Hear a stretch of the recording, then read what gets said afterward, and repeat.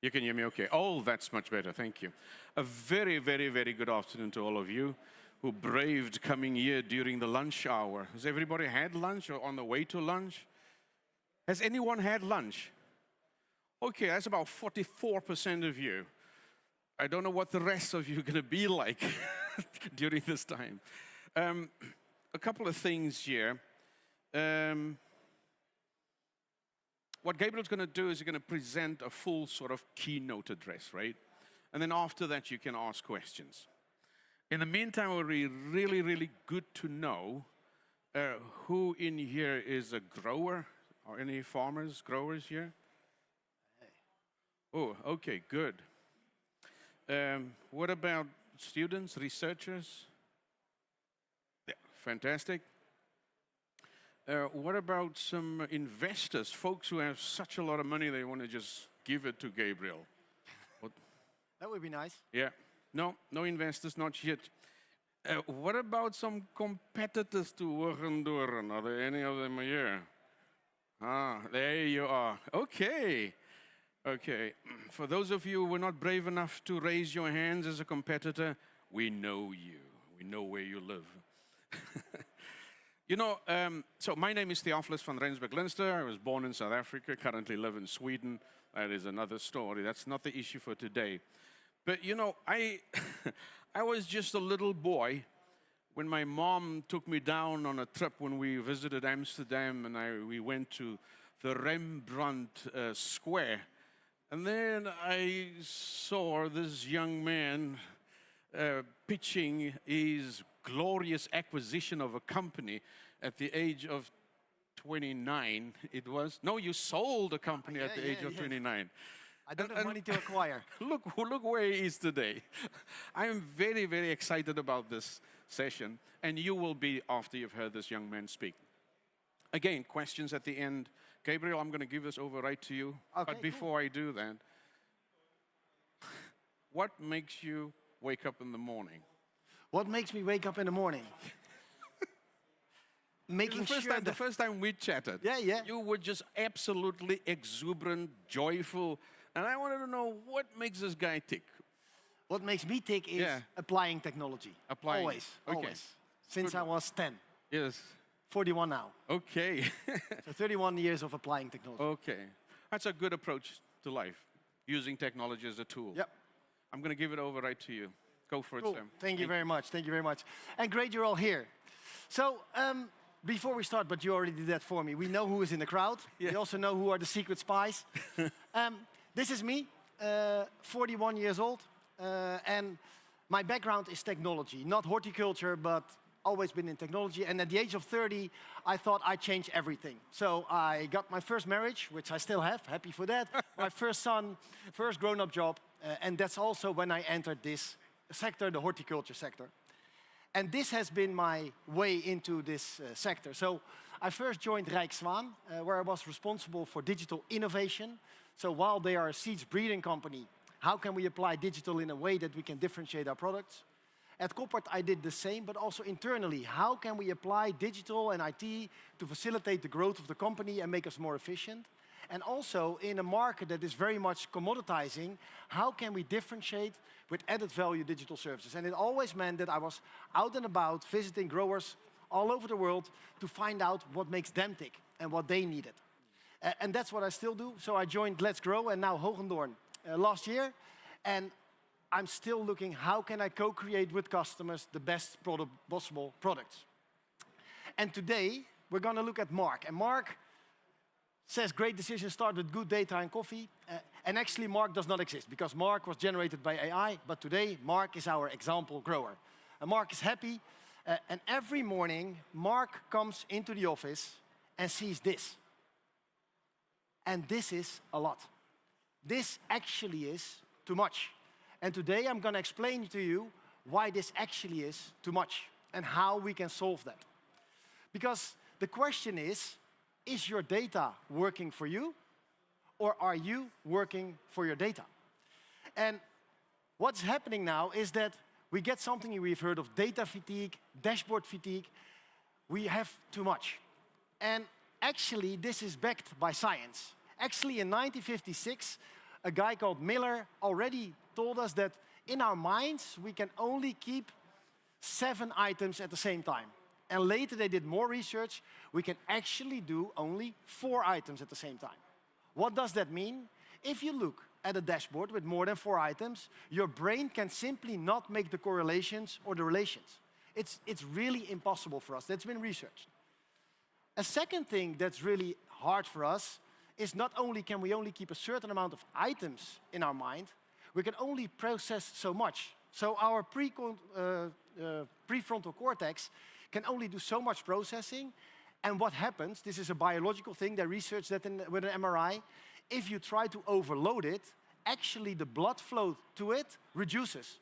This is why you get decision paralysis, because you can really physically not make the decision. Some of you might have heard of the gem research, where they have 24 gems and 7? Any of you? They did a research, and if you present people with 24 types of gem, and you ask them to choose one, they don't really choose. It's too many. If you give them 7, then can make the choice. So this has been proven over and over again. So you lose the ability to judge the data. Then the second thing, if you get a dashboard every day, you get what's called message fatigue. We get used to what we see. If you put a new painting in your house, it looks nice the first day, the second day, maybe the first week, but after 5 weeks, you barely notice that the painting is there. You're now all sitting here, and you can hear me while there's a lot of noise. Your brain is very good at canceling things out, that the things are not important. And if you look at the same dashboard every day and it only adjusts slightly, your brain just gets used to it, and it actually loses the motivation to pay attention. So we thought, as technologists, let's give you an alert. We're going to give you nice warnings, numbers, but most of the time, these alerts are non-actionable, are not really urgent. And what happens in your brain, the part that works with threat detection, the amygdala, it starts to ignore these alerts. And that's in principle fine. The problem only is that even if we retweak the alerts, it has been proven by science that it takes a very long time to restore trust in those alerts. So with the fatigue of the dashboard, we can change the dashboard around. We should not do that every day and you look at something different. But this one is very hard to restore. So we really have a lot of science, and at the same time, we all think if we need a decision, we need more data. So this is Mark's life. Mark is being overblown by information. And this is nothing new to humanity, because there is a pattern. What do we do in these cases? If we get cognitive overload, we try to offload these kind of things to technology. So if you look here, one of the earlier ways of communication, the Egyptians, instead of keeping everything in your mind, you start to record it somehow. And we evolved, and we invented letters, and we made books, so we could offload remembering things to paper. And then we always, as humans and biologically, we're lazy, so we also invented the printing press, so we could also offload the whole writing of books. And the same was true for numbers and calculations. So this is how we evolved our script. And that made it possible to not only outsource remembering things, but also to start outsourcing parts of calculations. And does anybody in this room know what the job of a person like this is called? A computer, indeed. You could say this was one of the first data centers in the world. So many computers all in one room. And what these people did is they made lots of calculations, pen, paper, and the pen and paper, again, allowed you to have more items than you can keep in your mind. Of course, then we also offloaded the processing, the computing, one of the first calculation machines, and now we have the computer, which actually was a job title. So how do we do these things in horticulture? We always look at Hoogendoorn at plan, do, check, act. And the plan is having a cultivation strategy. The doing is your greenhouse control, so operating your greenhouse. The checking is making the measurements and also having the visualization. And then comes the acting, detecting what is off, interpretation of what that means, and finally taking a decision. And we've done quite well as an industry, because for the cultivation, we started with paper, then we moved to Excel. couldn't leave it out that we also have some specialized tools for that. We have strategy manager, so you can make your plan digital. You offload that to a system. The greenhouse controls, I think, at least me, we cannot remember that people were actually opening windows by hand. So we first offloaded that to motors, but we still push the buttons ourselves. And then we got the climate computer. And now, even with autonomous steering, again, we're offloading more and more of the cognitive load to technology. Also, checking works that way. We had to do manual registrations. Now we have sensors, cameras. Again, we're outsourcing a lot. But if we look at the acting part, we have the alarms, but I already explained to you, they are not great, and you have to pre-configure them. So you already need to know what you want to check for. So we have not really done the hardest parts in horticulture. We have not yet offloaded them to technology. So how are we going to get data working for us? And this is a chart done by Gartner, a research firm in IT, in 2013 already. And they describe multiple levels of data usage. So the first thing, first descriptive, what happened? If you look at the dashboard, you can see what happened. Secondly, why did it happen? So if you dive into your dashboard, you might be able to find more details and find out why it happened. And then we can even go one step further, most of the time, what will happen? Yield prediction, maybe we can say something about your energy use. But what we really would like is prescriptive. How can the data tell me what I should do? Not that I should always take one-on-one what the data says, but so it can lead me. But most of the time we are stuck there. So we know what will happen, but what should I do? So measure, monitor, taken care of, interpret and decide, still not offloaded. So we took inspiration from other industries. So what are other industries doing? What are key examples where we see that people are really offloading cognitive tasks to technology? Klarna. Who has ever used Klarna? Nobody? You used it? You used it? Good. Did you pay it all off? Very good. So Klarna decided to replace their whole customer service with AI. And they were able to replace 700 jobs, and you could say ethically whatever you want of that, but 700 jobs were replaced by AI agents, and actually the customer satisfaction was still the same. So they offloaded talking with the customer, making a decision on a recall, everything to the AI. Here, and this is a recent one, April of this year, the computer can now make better decisions than the average doctor. So if they give you a medical file of a patient, the AI will know better than the doctor. And again, that's logical, because if you have a large file, there's more than 7 items in it, and we cannot see all the relations. Finally, and this is very relevant to our company and all software companies, also to our friends of Priva, AI is now writing code. So the CEO of Spotify said their top developers have not written a single line of code since 2026. This is really, really crazy, because these people's jobs are, and I know these are a few of my colleagues, is writing code, and now we have a technology that really can do that for them. And especially because it can be checked, is why it's one of the first things to do. So really offloading very, very sufficient tasks to the AI. How did we get there?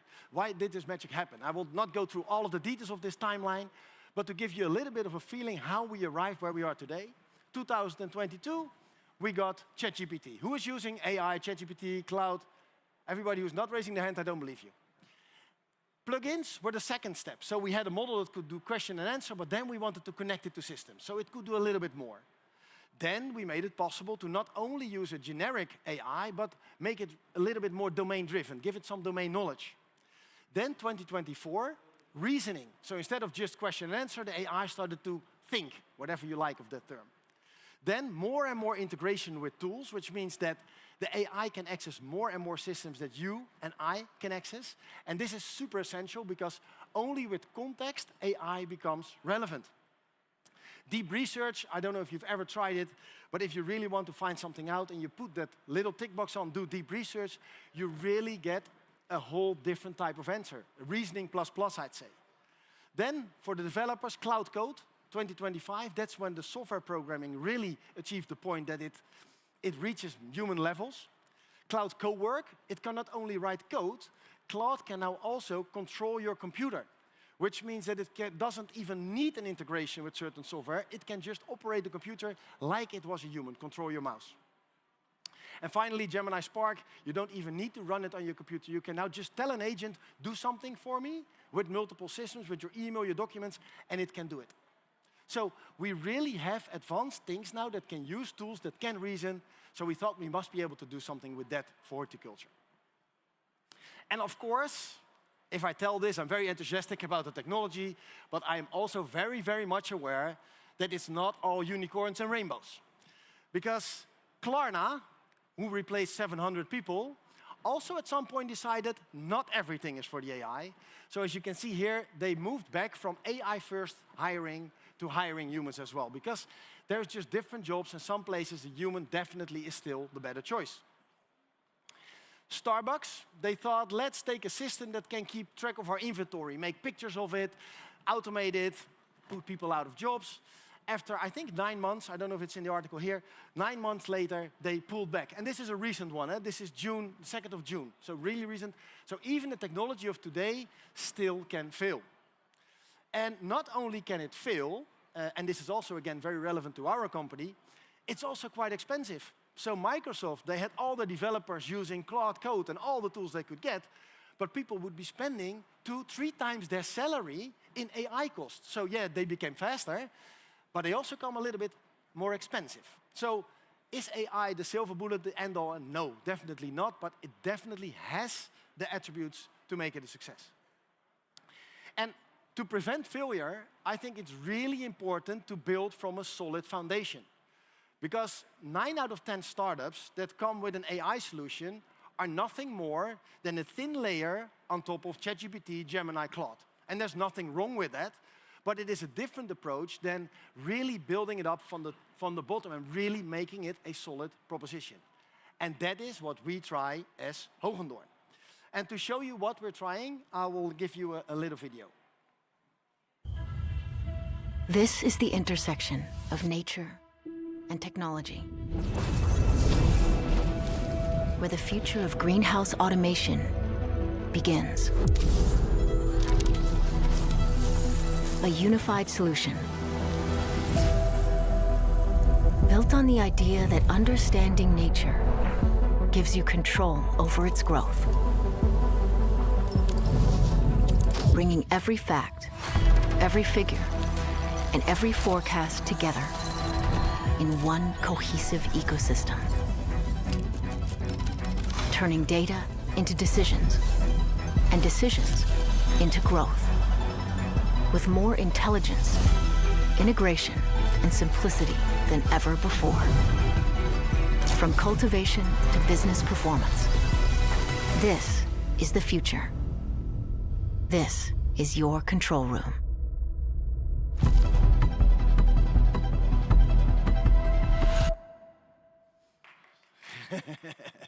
So that's a whole lot of words, but I'll give you a little bit of why we think we have a solution for the cognitive offloading that we just described. So as Hoogendoorn, we have these building blocks. So we have the theory. We publish a book called Plant Empowerment, which tells you everything about data-driven growing. At what ratio should you look? How should you care about the balance between the temperature, the humidity, etc. And on top of that, we build tools. So again, not a thin layer AI first, but really working in a way where you take theory as the basics and then build tools on top of that. For years, we have had the climate computer, IVO. On top of the IVO, we introduced intelligent algorithms, which already makes it much easier to control your climate computer. So instead of managing tens or hundreds of settings, you can now handle a handful. So really already cognitive offloading. Then we have provided LetsGrow for 25 years. So we're not an AI startup. We are really data-driven, data first. And with LetsGrow, we have computed all the data together. But I think the one thing we did is we told every customer, you have now 15 sensor providers, 15 dashboards. So come to LetsGrow, we give you one dashboard. But now, we must be honest, now they have 15 dashboards in LetsGrow. So that's why we needed a next step to move on to the next paradigm. And that is what we do with intelligent assistants.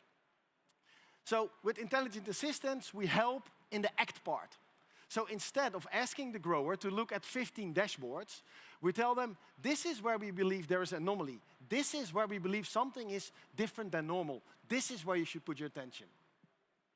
So now, only the decision really comes down to the grower, while all the other steps of the Plan, Do, Check, Act can be partially or fully offloaded to technology. And with those tools, you can build a control room. And maybe you have seen our booth. We have a very cool control room with 5 screens, very big, like you would see for traffic, or in my case, I like rocket launches, so these nice big things like in Houston.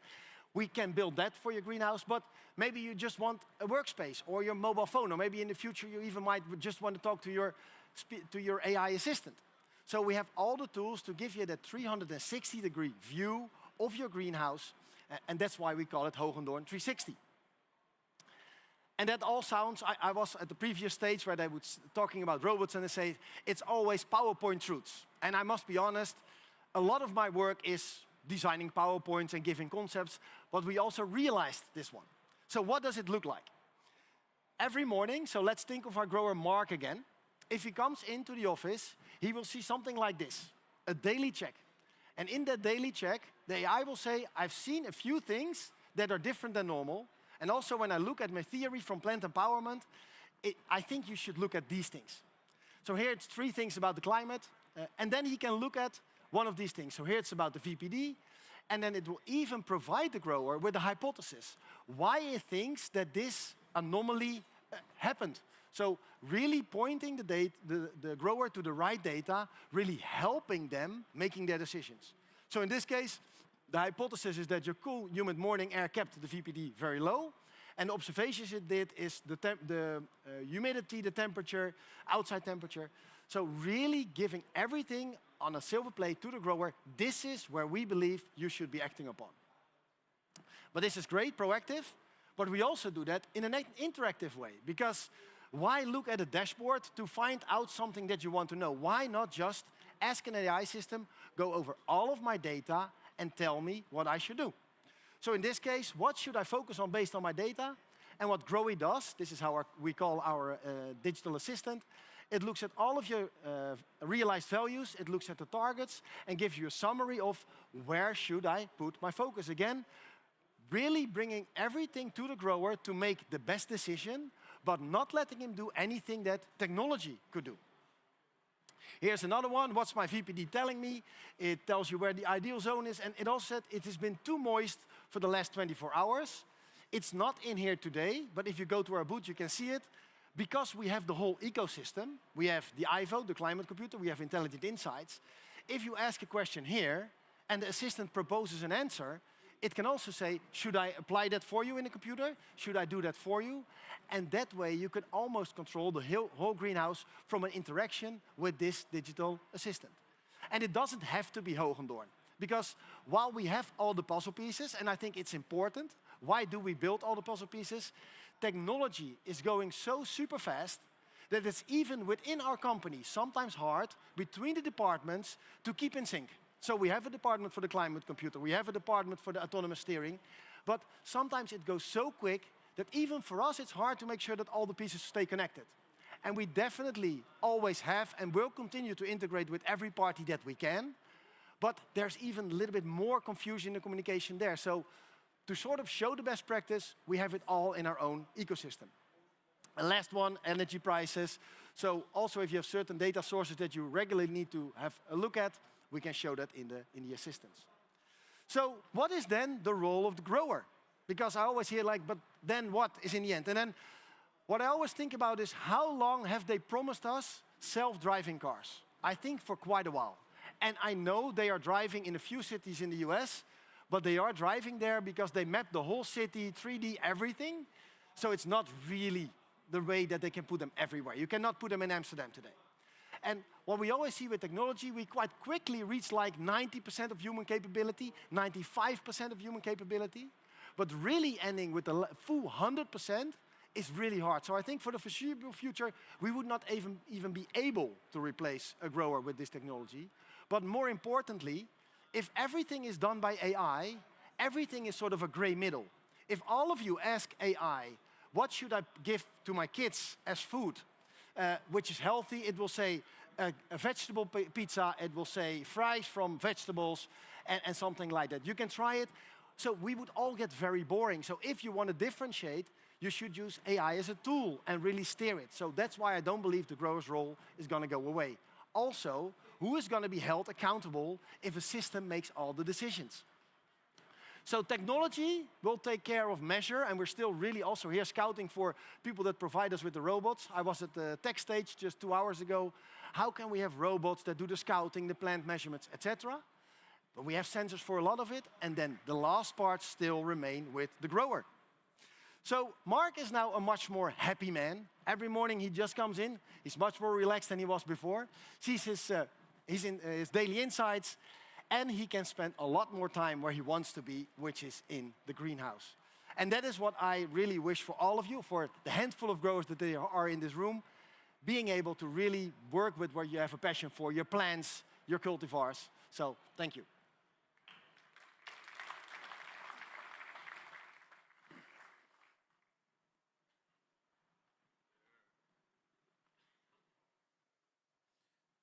Thank you so much, Gabriel. That was a fired-up keynote, I would say, absolutely. Are you filled with questions? This is the moment for you to probe. There's a microphone there. Anybody's got a question that they want to level? There's one there at the back. Thank you. Hi. Whoa, it's loud. Great talk. Really quick question. So I like the point on Miller's Law, decision fatigue, alert fatigue. Just kind of thinking about it, language has become less valuable as LLMs have sort of dominated the AI landscape. So when I get a brief, like I have to look at these myself. We have our own sort of thing. But they also get fatigue from that. So just out of curiosity, have you seen or heard of any consideration where there are no screens, there's just listening and talking? Yeah, that's why I showed you sort of the 4 views of the control room. I think today we still like to see it visually in a dashboard or in a summarized way. But the last one with the hologram or maybe with indeed just audio, I think that could definitely be a next step. So we don't really care about the form factor of the output. We're co-creating with customers to find out what works best. And if you say the fatigue of all the data that you get from LLMs, I mean, we all hate that colleague that sends you an email that is just the output of ChatGPT and you can see it. So I very much recognize the fatigue that you mean there. You just get unredacted AI slop. We try to stay away from that. That's fair. And the other question I had is your token burn. So I assume in the background you're using Claude or Gemini for your assistant. Yeah. So you're paying tokens, the user is paying you. What's the margin on that? That's our secret. I'm not sharing the full margins or EBITs that we have here, but it's correct that the business model is tokens, and also it's quite a token-intensive thing, because for the system to make a decision, normally you ask a question and then you send 10 words to the AI and then it gives an answer, and that's the amount of words, it's not really how it works, is how you pay for AI. What we now do is we send the full data set to the AI to give an answer, so it's quite token intensive. And I told you about the software developers. So maybe your grower is going to be a lot more efficient in terms of time and surface they can manage. But there is a price to pay. And on the other hand, that's fair because we're paying for a tool. And up until now, they're subsidized by the large investments. Let's see how that goes. I hope the pricing per token goes down quickly enough to keep it manageable. Here's a question.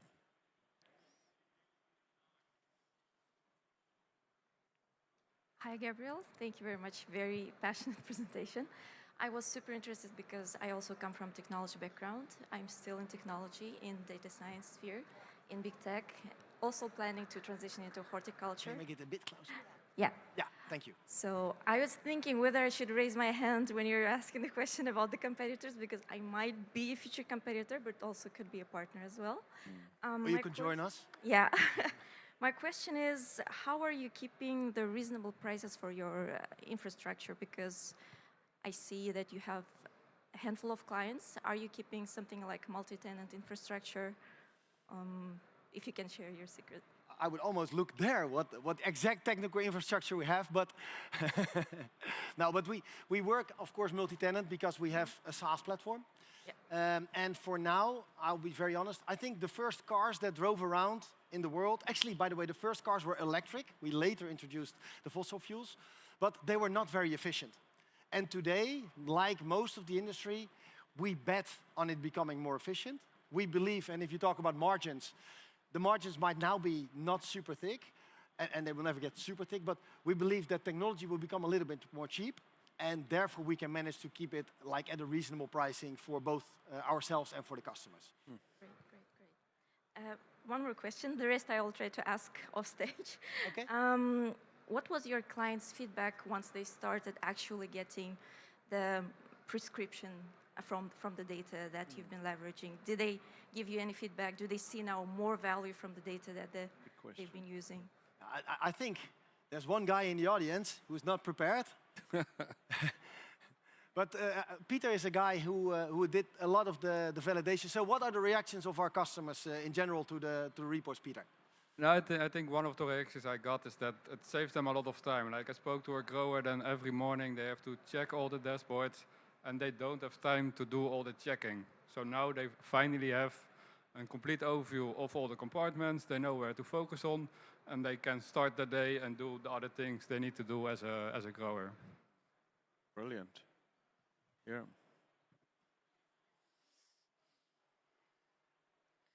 You offloaded that very well there. Yeah. Well in time, as one should. Absolutely. Practice what you preach, yeah. Are there any more questions there? I don't think so. No. Deeply inspiring, Gabriel. Very, very much so. We owe you a great depth of gratitude, and of course a warm applause will be welcome as well. Thank you. Gabriel's going to be around for another few minutes here before he has to scoot off to offload some more stuff. And you're more than welcome to connect with him there. Thank you once again for joining us during this session. And enjoy the rest of your green tech.